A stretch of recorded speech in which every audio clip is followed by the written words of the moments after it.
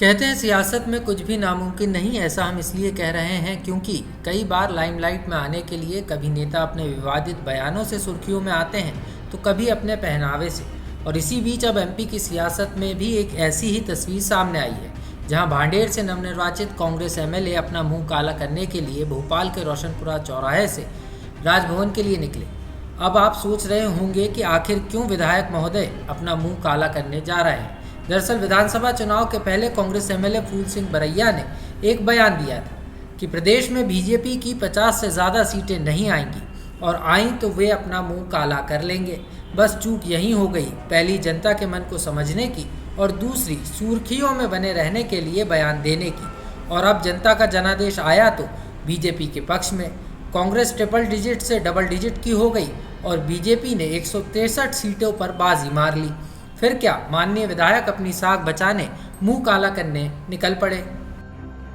तो देखा आपने, अपने समर्थकों के साथ विधायक जी गए तो सही, लेकिन मुंह काला करने की जगह पूर्व सीएम और कांग्रेस से राज्यसभा सांसद दिग्विजय सिंह ने उन्हें मुंह काला करने से रोक लिया और तिलक लगाकर रस्म अदायगी कर दी, जिससे मान भी रह जाए और सम्मान भी। लेकिन हार की पूरी कसक जरूर माननीय और उनके साथ आए समर्थकों ने ईवीएम पर फोड़ी और आरोप लगाया कि ईवीएम में छेड़छाड़ कर बीजेपी जीती है और पोस्टल बैलेट से आगामी चुनाव कराने की मांग उन्होंने कर डाली।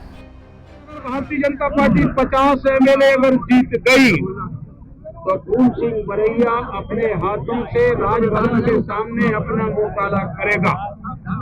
और संयोग ऐसा बना कि ईवीएम के सहारे लूट ली सरकार कांग्रेस की भाजपा ने, तो मैं अपने वचन पर कायम हूं, मैं अपने वचन पर कायम हूं।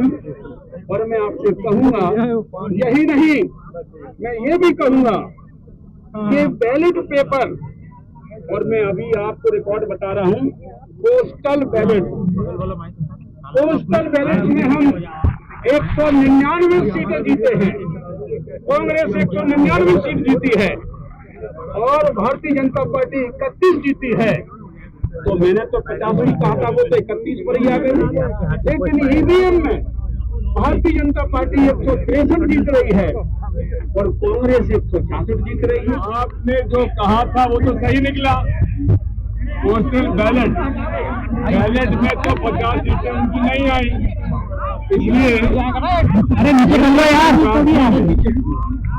हाथ जोड़ के प्रार्थना है कि आपका पर काला रंग नहीं लगेगा।